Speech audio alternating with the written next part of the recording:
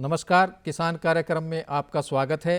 किसान कार्यक्रम में आज हमारी बातचीत का विषय है आंवले की वैज्ञानिक खेती। इसके लिए हमारे कार्यक्रम में उपस्थित हैं डॉक्टर राजेश लाठर, जो कि कृषि विज्ञान केंद्र पंचकुला में कार्यरत हैं। डॉक्टर साहब, आपका स्वागत है। धन्यवाद सर। डॉक्टर साहब, आंवला की खेती किन किन क्षेत्रों में की जाती है, इसके बारे में और क्या समस्याएं होती हैं, इसके बारे में आप हमारे किसान भाइयों को विस्तार से बताएं। सभी बागवानी करने वाले किसानों को मेरी नमस्कार। जैसे आज का जो विषय है, आंवला की खेती किन किन क्षेत्रों में की जाती है और क्या संभावनाएं हैं इसकी, तो निश्चित तौर पर जो आंवला है एक बहुत ही आज के दृष्टिकोण से भी और भविष्य के दृष्टिकोण से भी एक बहुत ही महत्वपूर्ण फसल है। और हरियाणा में पर्टिकुलर इसका जो क्षेत्रफल है वो तकरीबन 2500 हेक्टेयर के करीब है। और पूरे भारतवर्ष में इसका क्षेत्रफल देखा जाए तो 55,000 हेक्टेयर क्षेत्र में इसकी काश्त होती है और 2.25 लाख टन के करीब इसका उत्पादन है। और जो भी क्योंकि ये सब ट्रॉपिकल फ्रूट है, तो इसमें जितना भी शुष्क और अर्ध शुष्क एरिया है, चाहे वो राजस्थान का है, महाराष्ट्र का है, गुजरात का है, तमिलनाडु का है, आंध्र प्रदेश का है, हिमाचल, पंजाब, ये तमाम जितना भी शुष्क एरिया है उसमें इसकी काश्त की जा सकती है। क्योंकि ये काफ़ी हार्डी फसल है, रफ टफ पौधा है ये। तो साउथ का यूँ कह लीजिए कोस्टल रीजन से लेके और हिमाचल के जो फुट हिल्स हैं उसके यहाँ तक भी इसकी हम काश्त कर सकते हैं। समुद्र तट से 1800 मीटर की हाइट तक इसकी काश्त की जा सकती है। क्योंकि जैसे बोला कि ये काफ़ी हार्डी पौधा है, तो 0 डिग्री से लेके 48 डिग्री तक इसकी काश्त संभव है, ये सहन कर सकता है इतने तापमान को। और यूपी एक इसका अग्रणी राज्य है। यूपी के अंदर जो प्रतापगढ़ है, जो मथुरा है, आगरा है, वाराणसी है, रायबरेली है और कर्णपुर है, सुंदरपुर है, ये सारे के सारे जितने भी ज़िले हैं यूपी के, ये पूरा का पूरा बेल्ट है आंवला की। और जितना भी काम रिसर्च का आंवले के ऊपर हुआ है वो नरेंद्र देव एग्रीकल्चर यूनिवर्सिटी फैज़ाबाद और गुजरात, इन 2 जगह पे इसका अच्छा काम हुआ है। तो भविष्य में इसका जो इम्पोर्टेंस है, इसका जो क्षेत्रफल है, ये बढ़ेगा, ऐसा मेरा मानना है। जी डॉक्टर साहब। डॉक्टर साहब, आंवला का हमारे जीवन में क्या महत्व है, ये हमारे किसान भाइयों को जरा आप। ये आंवला एकमात्र फसल है, एक फल है जिसके अंदर सबसे ज़्यादा विटामिन सी है। आप देखेंगे कि जो विटामिन्स का रोल है हमारे स्वास्थ्य के लिए, विटामिन बी और सी, ये पानी के अंदर घुलनशील विटामिन्स हैं, बॉडी इनको स्टोर नहीं कर सकती है जी। तो प्रतिदिन इनकी बॉडी को ज़रूरत होती है विटामिन बी और सी की। तो विटामिन सी जितने भी नींबू वर्गीय फल हैं और जो आंवला है, जैसे मैं बता रहा हूँ कि बारबेडोस चेरी के बाद सबसे ज़्यादा जो विटामिन सी होता है वो आंवले के अंदर होता है। और विटामिन सी का हमारे शरीर के अंदर क्या काम है, देखिए, जो हमारे दिमाग की फंक्शनिंग है, जो कार्य क्षमता है वो बढ़ती है, हमारा पाचन तंत्र बढ़ता है, और जितने भी स्किन से रिलेटेड इश्यूज़ हैं, जितने भी त्वचा से संबंधित बीमारियां हैं, वो विटामिन सी की कमी की वजह से होती हैं। एक तो ये सबसे बड़ी चीज़ है। दूसरा, क्योंकि इसके अंदर फाइबर काफ़ी मात्रा में होता है, तो पाचन तंत्र को बहुत ही तंदुरुस्त रखता है ये आंवला। इसके साथ साथ जो आयुर्वेदिक सिस्टम है, जितना भी आप च्यवनप्राश, त्रिफला, ये सारी चीज़ें आप जितने भी आयुर्वेदिक टॉनिक हैं उनको बनाने में इसके पाउडर का इस्तेमाल होता है। जितने भी कॉस्मेटिक इंडस्ट्री हैं, यूँ कह लीजिए, जैसे हेयर ऑयल है, शैम्पू है और डाई है, इसके अंदर भी आंवले का काफ़ी सारा इस्तेमाल होता है। और मेडिसिन के तौर पे भी जितना भी पेट से संबंधित विकार हैं और आपकी आयु वर्धन के लिए भी, और आपकी जो जितनी भी बीमारियां हैं, आपकी पीलिया है, आपका दस्त है, पैचिस है, ये तमाम बीमारियां आंवले से ठीक हो जाती हैं, ऐसा आयुर्वेदिक लिखा है। पौराणिक जो ग्रंथ हैं उनमें आंवले को अमृत फल का दर्जा दिया गया है। अमृत फल इसको इसलिए बोला गया है कि काफ़ी सारे स्वास्थ्यवर्धक इसके अंदर गुण होते हैं, ये जितने भी मैंने आपको बताया, इन तमाम जितनी भी औषधियाँ, आयुर्वेदिक औषधियाँ बनती हैं, उसमें आंवले का एक बहुत ही बड़ा कंपोनेंट इसमें आंवले का होता है। जी, आंवला की काश्त के लिए डॉक्टर साहब किस प्रकार की मिट्टी व वातावरण चाहिए? जैसे ये हार्डी पौधा है जी तो हर तरह की मिट्टी में ये इसको उगाया जा सकता है, लेकिन जो भी डिग्रेडेड ज़मीनें हैं, जी। जिनका मतलब सोडिसिटी ज़्यादा है या नमक की मात्रा ज़्यादा है, उस तरह की ज़मीनों में भी इसकी काश्त की जा सकती है। लेकिन अगर अच्छी दोमट मिट्टी अगर इसको मिल जाए तो ज़्यादा पैदावार इस फल की आती है। और जो नमक की मात्रा ज़्यादा होने की वजह से ये जो छोटे पौधे हैं स्टार्टिंग में उसमें देखभाल करनी पड़ती है, बड़ा पौधा होने के बाद ये जो नमक की मात्रा है इसको सहन कर सकता है। और क्लाइमेट की जो बात है, क्लाइमेट जैसे मैंने बताया कि 0 डिग्री से लेके 45 डिग्री तक का तापमान ये सहन कर सकता है। और जितना भी शुष्क क्षेत्र है, शुष्क और अर्ध शुष्क क्षेत्र है जितना, उसमें इसकी खेती की जा सकती है। आंवले का पौधा लगाने का क्या तरीका किसान भाइयों को अपनाना चाहिए और किस समय पे इसकी पौध लगानी चाहिए, इसके बारे में आप हमारे किसान भाइयों को जरा जागरूक करें। आंवला भी और जितने भी फलदार पौधे हैं उसको लगाने के दो मौसम हैं। जी एक तो बारिश का मौसम है, जुलाई अगस्त का महीना है, और एक जो फरवरी मार्च का महीना है। जी तो आंवला और जितने भी फलदार पौधे हैं जो बारिश का मौसम है उसमें ज़्यादा अच्छे से बढ़वार लेते हैं। तो जुलाई अगस्त का जो महीना है उसमें इसकी काश्त करनी चाहिए। लेकिन इसके लिए जो मई का महीना है उसमें जो गड्ढा खोदना है, जी 3 फुट गहरा गड्ढा खोद के उसकी जो ऊपर वाली मिट्टी है जी रस 50% मिट्टी वो, और 15-20 किलो गोबर की अच्छी सड़ी हुई खाद जी और 2 किलो सिंगल सुपर फास्फेट, जी ये सारी मिक्स करके गड्ढे को भर के जी और सेट कर देना चाहिए। और अच्छी जगह से पौधा लेके, जी जो भी गवर्नमेंट से अप्रूव्ड नर्सरीज हैं वहाँ से इसकी अच्छी किस्म लेके और वो पौधा हमें लगाना चाहिए। और लगाने के बाद पानी ज़रूर देना चाहिए पौधे के अंदर। जी डॉक्टर साहब, 1 एकड़ के अंदर हमें कितने पौधे लगाने चाहिए, इसके बारे में हमारे किसान भाई। अभी जैसे आजकल जो सघन खेती का प्रोग्राम चला हुआ है, तो वैसे तो जो यूनिवर्सिटी की सिफारिश है वो 8 मीटर के ऊपर इसकी सिफारिश है। जी 8 मीटर पौधे से पौधे की दूरी और 8 मीटर लाइन से लाइन की दूरी। जी लेकिन सघन खेती में हम क्या करते हैं कि 6 मीटर के ऊपर भी इसकी काश्त करते हैं। 6 मीटर पौधे से पौधे और 6 मीटर लाइन से लाइन। तो 6 मीटर के हिसाब से अगर हम लगाते हैं तो 1 एकड़ में 111 पौधे लग जाते हैं। जी अगर 7 मीटर के ऊपर लगाते हैं तो 82 के करीब पौधे लग जाएंगे, और 8 मीटर के ऊपर लगाएंगे तो 62 पौधे 1 एकड़ में आ जाएंगे। तो पौधे निकालने की 1 एकड़ में कितने पौधे आएंगे, इसका सिंपल सा फार्मूला है कि जितना भी एक क्षेत्रफल है 1 एकड़ का, मान लीजिए कि 4000 स्क्वायर मीटर एरिया है हमारा एक एकड़ का, और पौधे से पौधे की दूरी और लाइन से लाइन की दूरी को मल्टीप्लाई कर दो और उससे भाग कर दो। जैसे 4000 मीटर एरिया है और 6x6 पे लगाना है तो 36 से डिवाइड कर दो, 7x7 पे लगाना है तो 49 से भाग कर दो, उतने पौधों की संख्या हमारी आ जाएगी। जी ये डॉक्टर साहब, आंवले का पौधा का भी आरडी होता है, तो इसमें पानी की आवश्यकता कितनी पड़ती है? पानी की, जो बड़े पौधे हैं जो वेल एस्टेब्लिश्ड हैं उनको ज़्यादा सा पानी की ज़रूरत नहीं होती।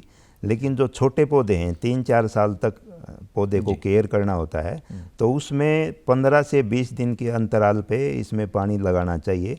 एक चीज़ और ध्यान में रखनी चाहिए किसान भाइयों को कि जो फरवरी मार्च का महीना है जिसमें इसके अंदर फूल आता है, जी उस टाइम पे इस पौधे के अंदर पानी नहीं देना चाहिए। लेकिन जिस टाइम पे फ्रूट सेट होता है, जैसे अप्रैल में फ्रूट सेट हो गया और अप्रैल मई जून तक ये फल सेट होके सुप्त अवस्था में चला जाता है। और जैसे ही बारिश स्टार्ट होती है, नमी आती है, तो फिर फ्रूट की ग्रोथ शुरू हो जाती है। तो फ्रूट की ग्रोथ के लिए, फल के विकास के लिए इसमें मॉइस्चर रहना चाहिए, हवा में भी और नमी में भी। और स्टार्टिंग में जैसे ज़्यादा गर्मी की जैसे लू चल रही है तो उस टाइम पे भी अपने को इसमें पानी की ज़रूरत पड़ती है छोटे पौधों में। जी साहब, आंवला में डॉक्टर साहब, आंवले के पौधे के लिए कितनी खुराक की आवश्यकता होती है और कब ये खुराक पौधे को देनी चाहिए, इसके बारे में बहुत हमारे किसान भाइयों महत्वपूर्ण सवाल है आपका। जी इसमें जितने भी पौधे हैं, फलदार पौधे हैं, खाद देने के 2 समय होते हैं, ये थंब रूल है। एक तो जिस टाइम पे फल का विकास होना होता है उस टाइम पे पौधे को खुराक की ज़रूरत होती है, जी और एक जिस टाइम पे फल उसने दे के नए सिरे से अपना रिजुवेनाइल करना है जी उस टाइम पे खाद की ज़रूरत होती है। जैसे दिसंबर में ये आंवला अपना सारा फल पूरा करके और सुप्त अवस्था में जाना होता है, जी तो दिसंबर के लास्ट में या जनवरी में जी एक बार तो वहाँ इसको खाद देनी चाहिए।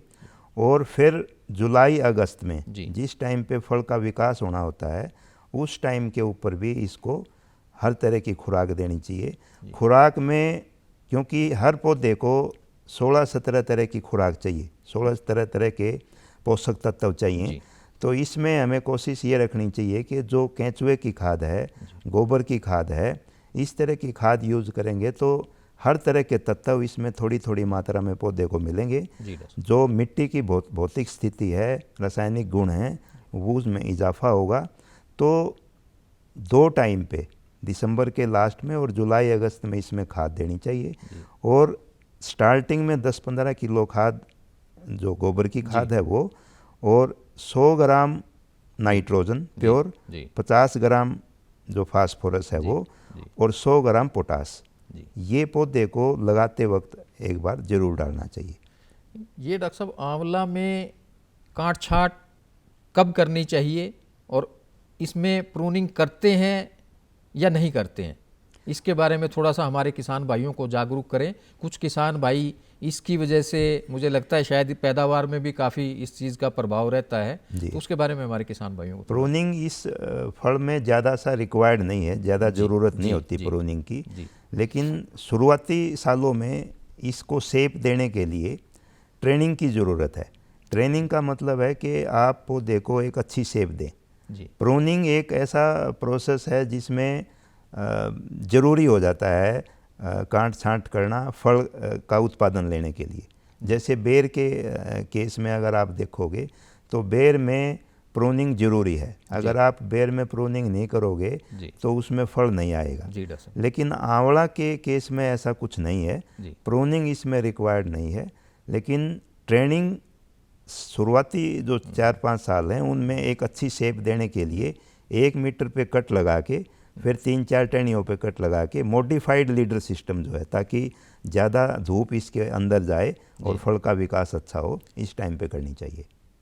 डॉक्टर साहब, फल की तोड़ाई में हमारे किसान भाइयों को क्या सावधानी रखनी चाहिए और उसके उपरांत इसका रख रखाव कैसे करना चाहिए? जी, देखिए फल भी एक जीवित कमोडिटी है, तो फल की तोड़ाई के दौरान हमें ये ध्यान रखना चाहिए कि इस पे किसी तरह का खुरंच, किसी तरह की इंजरी, कोई इस तरह का नहीं होना चाहिए। क्योंकि अगर तोड़ाई के टाइम पे कोई मिस हैंडलिंग की वजह से या कोई मेथड हमने ऐसा चूज कर लिया जिसकी वजह से फल के ऊपर कोई चोट लगी, तो वो चोट उसकी सेल्फ लाइफ को कम करती है, और वो चोट जितने भी कीटाणु हैं उनके लिए एंट्री का पॉइंट बनती है, तो उसकी सेल्फ लाइफ कम हो जाती है। तो तोड़ाई में हमें ये ध्यान रखना चाहिए कि हर एक फ्रूट को आराम से बिल्कुल केयर के साथ तोड़ के और उसको सुरक्षित भंडारण करना चाहिए। और भंडारण के लिए भी इसमें जैसे आपने लंबी ट्रांसपोर्टेशन करनी है तो उसके लिए जो कोरोगेटेड फार्मबोर्ड बॉक्स होते हैं, CFB बॉक्सेज, उसमें न्यूज़पेपर बिछा के और उसमें 10 किलो की कैपेसिटी होती है, उसमें पैक करके आप ट्रांसपोर्ट कर सकते हो।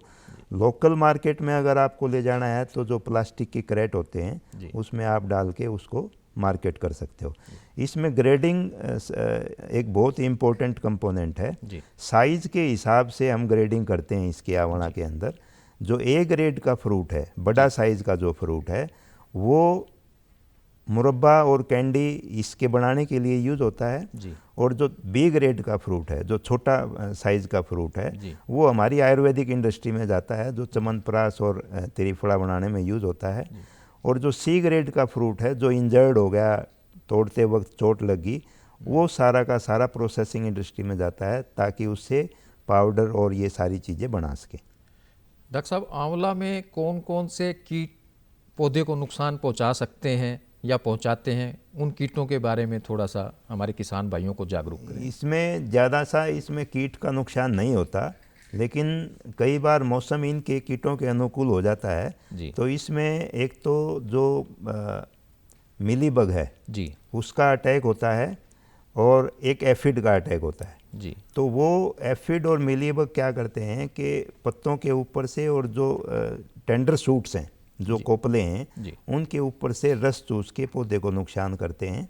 तो उसके लिए जो यूनिवर्सिटी की सिफारिश है उसमें जो रोगोर दवाई आती है जी उसका 0.05% जी के हिसाब से घोल बना के उसका स्प्रे कर सकते हैं। जी एक इसमें बार कीटिंग कैटरपिलर आता है जी जो पौधे की छाल को खा के नुकसान करता है। तो उसके लिए हम ये कर सकते हैं कि जो कैरोसिन ऑयल होता है हमारा जी या पेट्रोल होता है, जी उसका इंजेक्शन भर के जो भी सुराख है उसके अंदर वो इंजेक्ट करके जी और मिट्टी से ऊपर ढक दें तो इसका कंट्रोल हो जाता है। तो कीटों में यही है। बीमारियों में इसका 2-3 बीमारियां मुख्य तौर पे हैं। जी जी जी एक तो रस्ट इसमें आता है, रतुआ। जी जी उसमें फल के ऊपर गोलाकार और अर्ध गोलाकार आकृति के धब्बे बनते हैं भूरे रंग के। जी जी तो उसके लिए फफूंदी नाशक दवाई हम यूज कर सकते हैं। जी उसके लिए मैनकोजैब एक बहुत ही एफिशिएंट जी फंजी फफूंदी नाशक है। जी जी उसका हम यूज कर सकते हैं 2 ग्राम प्रति लीटर पानी के हिसाब से। जी डॉक्टर और एक एंथ्रेक्नोज बीमारी आती है, जी उसमें फल के ऊपर काले रंग के धब्बे, गोलाकार धब्बे इकट्ठे हो जाते जी हैं, धसे हुए धब्बे होते हैं वो। जी तो उसके लिए भी जो कैप्टान है और क्लोरोथेलोनिल है और ब्लाइटॉक्स है, इनका 0.2% के हिसाब से घोल बना के, यानी कि 2 ग्राम फफूंदी नाशक प्रति लीटर पानी का घोल बना के हम स्प्रे कर सकते हैं। जी डॉक्टर साहब, आंवला के कौन कौन से मूल्य संबंधित उत्पाद तैयार किए जा सकते हैं, उसके बारे में हमारे जो भी बागवानी करते हैं उनको, हमारे किसान भाइयों को थोड़ा जागरूक ये करें। बहुत महत्वपूर्ण है, क्योंकि ये एक ऐसा फल है जिसको सीधे तौर पर हम नहीं खा सकते हैं, क्योंकि खट्टा बहुत होता है, कड़वापन बहुत होता है। तो इसका प्रसंस्करण बहुत ज़रूरी है। तो इसको प्रसंस्करण करके हम काफ़ी सारे उत्पाद इसके बना सकते हैं। जैसे आंवले का मुरब्बा है। जी आंवले का मुरब्बा एक बहुत अच्छा उत्पाद है। आंवले का कैंडी बना सकते हो आप, 500 रुपये किलो के हिसाब से कैंडी आप देखते हो मार्केट में बिकता है। जी तो आंवले की कैंडी है, मुरब्बा है, अचार है। जी आप पाउडर इसका बना सकते हो, लड्डू इसके बना सकते हो, आप इसके शैम्पू, डाई और जितने तमाम ये उत्पाद हैं, त्रिफला है, च्यवनप्राश है, जी ये सारे के सारे उत्पाद इसको मतलब बनाने ज़रूरी हैं, क्योंकि इसको हम डायरेक्टली इस्तेमाल नहीं कर सकते हैं। जी जी ये जो उत्पाद जो किसान तैयार करता है, अगर वो करवाता भी है तो मुझे लगता है कि उसमें काफ़ी ज़्यादा भाव वो ले सकता है। बिल्कुल बिल्कुल। देखिए, अगर आप आंवले का रेट देखेंगे जब मार्केट में किसान बेचने जाता है, जी तो उसका 8 रुपये 10 रुपये किलो के हिसाब से बिकता है। जी और जब हम इसको इसका वैल्यू एडिशन करके, इसका मूल्य संवर्धन करके मार्केट में लेके जाते हैं, जी तो 10 गुना के करीब आप मान के चलो। जैसे 15 रुपये का किलो आंवला है जी और 150 रुपये किलो तक का वो मुरब्बा आप बेच सकते हो। तो काफ़ी सारा पैसा, काफ़ी सारा मुनाफा इसमें प्रोसेसिंग में है, वैल्यू एडिशन में है। जी डॉक्टर साहब, कार्यक्रम के अंत में आप हमारे जो किसान भाई बागवानी करते हैं उनको क्या संदेश देना चाहेंगे कि उनको बागवानी अपनाना चाहिए और कौन कौन से फलदार पौधे लगा करके किसान अपनी आमदनी को बढ़ा सकता है, इसके बारे में आप थोड़ा सा हमें। देखिए, बागवानी में जितने भी फसलें हैं, चाहे वो फलों की फसलें हैं, सब्जियां हैं, फूल हैं, ये सारे के सारे बागवानी के अंडर में आते हैं। जी तो प्रति यूनिट पैदावार देखें, जी अगर आप सीरियल क्रॉप से इनसे तुलना करोगे तो इनकी पैदावार ज़्यादा आती है प्रति यूनिट इकाई, अगर हम देखते हैं तो। जी दूसरा, जैसे मैंने बताया कि ये प्राकृतिक तौर के ऊपर विटामिन्स का एक बहुत ही महत्वपूर्ण सोर्स है। जी फाइबर बहुत अच्छा इनसे मिलता है। तो जितने भी स्वास्थ्यवर्धक टॉनिक हैं जी वो हम यहाँ इनसे ले सकते हैं। जितने भी प्रोसेसिंग इंडस्ट्रीज़ हैं जी उनके लिए जो रॉ मटेरियल है जी वो सारा का सारा बागवानी जो करने वाले किसान हैं उनके लिए इंश्योर करवा सकते हैं।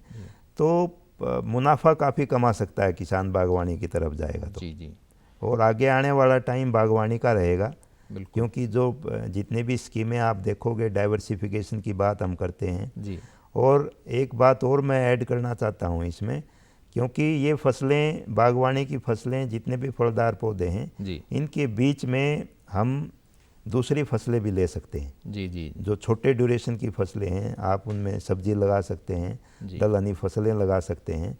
जब तक वो फ्रूट नहीं देना शुरू कर देता जी। फल, तब तक आप ये ले सकते हैं। जी डॉक्टर साहब, कृषि विज्ञान केंद्र में आप कार्यरत हैं, तो वहाँ का अगर कोई भी किसान अपने यहाँ पे आकर के कृषि विज्ञान केंद्र में प्रशिक्षण लेना चाहे तो क्या हमारे यहाँ पे प्रशिक्षण का प्रावधान है? बिल्कुल, तमाम जितने विषय हैं बागवानी से संबंधित, चाहे वो पेरी अर्बन एग्रीकल्चर है, चाहे आपका प्रीसीजन फार्मिंग है, नेचुरल फार्मिंग है, और काफ़ी सारी स्कीमें ऐसी हैं जो हमारे जो शेड्यूल कास्ट के जो किसान हैं उनके लिए है। तो जो कृषि विज्ञान केंद्र का जो मैंडेट है वो यही है कि जो भी तकनीक यूनिवर्सिटी के द्वारा ईजाद की गई है उसका प्रचार प्रसार करके किसानों को उनकी आमदनी बढ़ाना। और समय समय पे काफ़ी सारे प्रशिक्षण कार्यक्रम हमारे कृषि विज्ञान केंद्र में चलते रहते हैं। तो काफ़ी सारे किसान यहाँ से प्रशिक्षण लेके और काफ़ी सारा अच्छा काम कर रहे हैं। डॉक्टर साहब, आप हमारे कार्यक्रम में आए, आपका बहुत बहुत धन्यवाद, जो आपने हमारे किसान भाइयों को इतनी अच्छी जानकारी दी। शुक्रिया धन्यवाद सर, शुक्रिया सभी का।